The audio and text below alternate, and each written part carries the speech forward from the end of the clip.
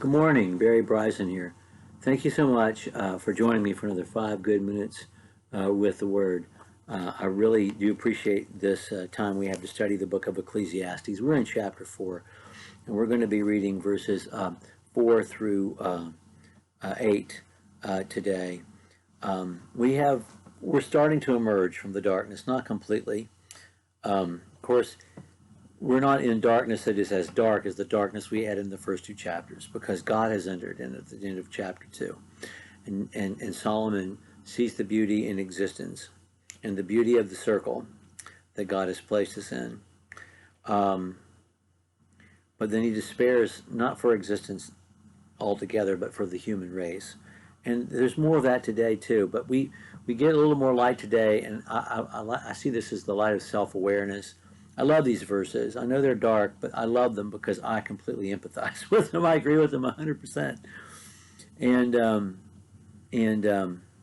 then we get such a special, it's like a brightness, some brightness at the end of chapter 4, verses 9 through the end of the chapter, through verse 16.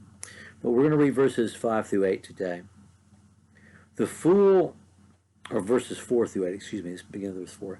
I saw all the toil and all the skill and work come from a man's envy of his neighbor. This also is vanity and a striving after the wind. The fool folds his hands and eats his own flesh. Better is a handful of quietness than 2 handfuls of toil and striving after the wind. Again, I saw vanity under the sun, one person who has no other, either son or brother, yet there is no end to all his toil, and his eyes are never satisfied with riches, so that he never asks, for whom am I toiling, and depriving myself of pleasure? This also is a vanity and an unhappy business. These are just 3 things that he says, and they really are a matter of self-awareness. And the first thing that he says would destroy our economy. I saw that everybody is working out of envy. They want what their neighbor has. They want to be better than their neighbor. Why is everything a competition? If you make everything a competition, you take meaning from everything. And man, I really agree with that too. I don't understand why some want to turn everything into blood sport, even if it's dominoes or Candyland. I don't get that at all, that everything has to be a competition and that we're always measuring each other against each other. It's like we are still on the playground and we're 6 and we're saying who can throw a rock farther or who can spit the farthest. That's ridiculous. It's a ridiculous way to live your life, and it's meaningless. And he's saying that this is meaningless. And yet, where would our capitalistic economy, acquisitive economy, be without, the masters of that economy manipulating our competitive nature? And then he says, the fool folds his hands and eats his own flesh.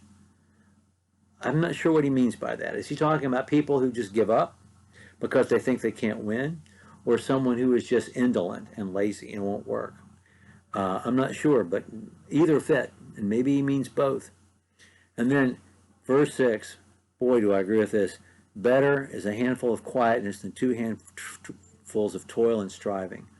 Not just that work is bad, work is good, but working for nothing, working for meaningless things. It's better just to live a quiet life. What did Paul tell Timothy to teach us to pray for? That we could lead quiet lives of dignity.